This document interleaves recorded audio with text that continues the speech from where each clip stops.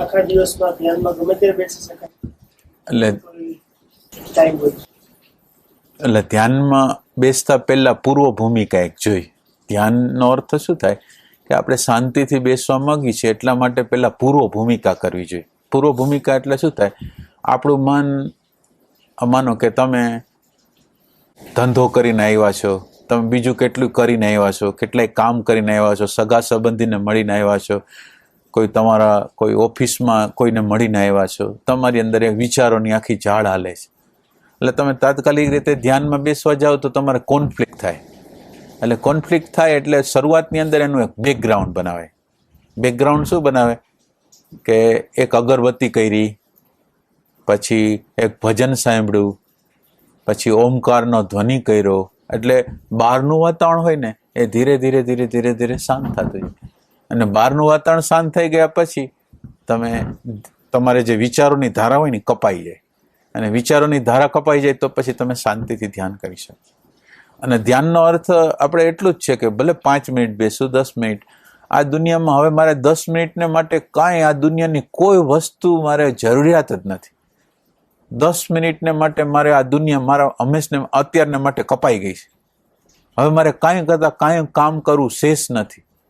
એવા ભાવથી રિલેક્સ થઈને ધ્યાન એટલે કોઈ આપણે ફાઇટિંગ કરવાની હાલતમાં નહીં, હાવ રિલેક્સ, કંઈ કરવું નથી, કંઈ કરવું નથી, કંઈ કરવું નથી, કંઈ કરવું, એટલી શાંત. અંદરના આપણા આ બોડી છે એના એક એક પાર્ટને તમે પહેલાં રિલેક્સ કરી દો. આ જે આપણા બોડીના પાર્ટો છે ને એની અંદર જુદા જુદા પ્રકારની ક્રિયાઓ દ્વારા તણાવ પેદા થયેલો છે. તો જે તણાવ પેદા થયેલો છે એને પહેલાં રિલેક્સ કરો. તમે આખી બોડી છે એમાં અંગૂઠાથી શરૂ કરો અને 30 સેકન્ડ, 20 સેકન્ડ, 10 સેકન્ડને માટે એ જગ્યા ઉપર તમે તમારું કોન્સન્ટ્રેશન કરો. કોન્સન્ટ્રેશન કરશો એટલે આમ તમતમાટી થશે. જે જગ્યાએ કરો એ જગ્યાએ એનો આપણને કંઈક પ્રકારનું ફિલિંગ થાય અને ખાલી તમે એમ થયો કે રિલેક્સ થઈ જાય છે, રિલેક્સ થઈ જાય. એમ કરતાં આખી બોડીને રિલેક્સ કરી દો પેલા. એટલે કોઈ તણાવ નહીં, કંઈ નહીં. પછી તમે ધ્યાન કરો.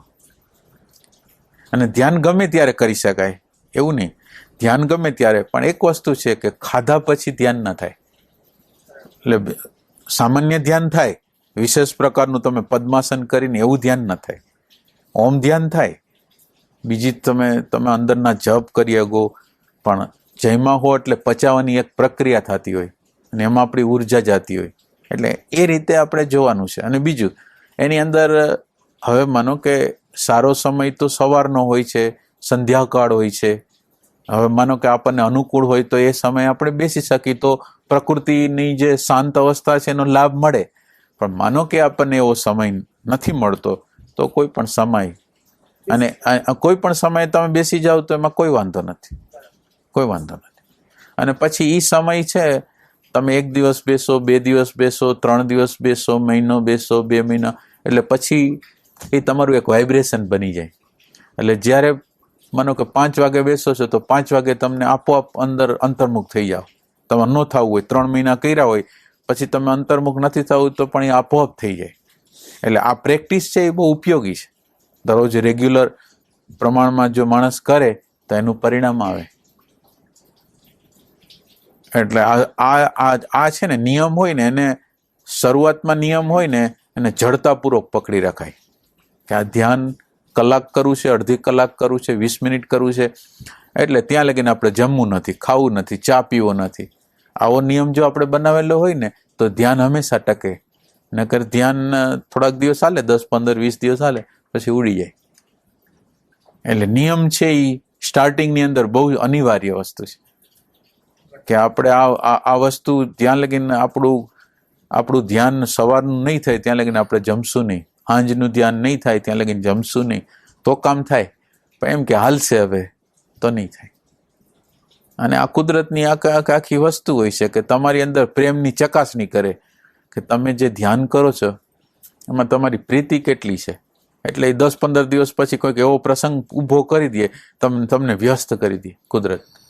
એટલે હવે તમને ટેસ્ટ કરે કે તમને હવે એનો વિષાદ થાય છે, તમે એ ધ્યાનને પાછું હવે માનો કે એ સમય ભલે નથી થયું, પણ એને દિવસે પાછા ઘરે આવીને પાછા એ સમય બધા પતાવીને તમારું ધ્યાન કરો છો, તો એ તમારો ટેસ્ટ છે. અને તમે એ ટેસ્ટમાં ન રહ્યો તો તમે તમારો ટ્રેક બીજી જગ્યાએ વહી જાય. કુદરત કે આને પ્રેમ નથી તો હવે એને બીજું રમકડું આપો. એટલે એ રીતે આપણે ફસાય. એટલે એ સંદર્ભથી આપણે નિયમ છે ને એ અનિવાર્ય વસ્તુ. અને જે લોકો નિયમમાં નથી રહ્યા ને એ લોકો ભલે આખી જિંદગી આ સત્સંગ સાંભળે, આધ્યાત્મમાં જાય, એની અંદર આંતર પરિવર્તન ના આવે. નિયમ વગર કોઈ દી આંતર પરિવર્તન આવે જ નહીં. એટલે આંતર પરિવર્તન કરવું હોય તો નિયમ જરૂરી છે, અનિવાર્ય છે.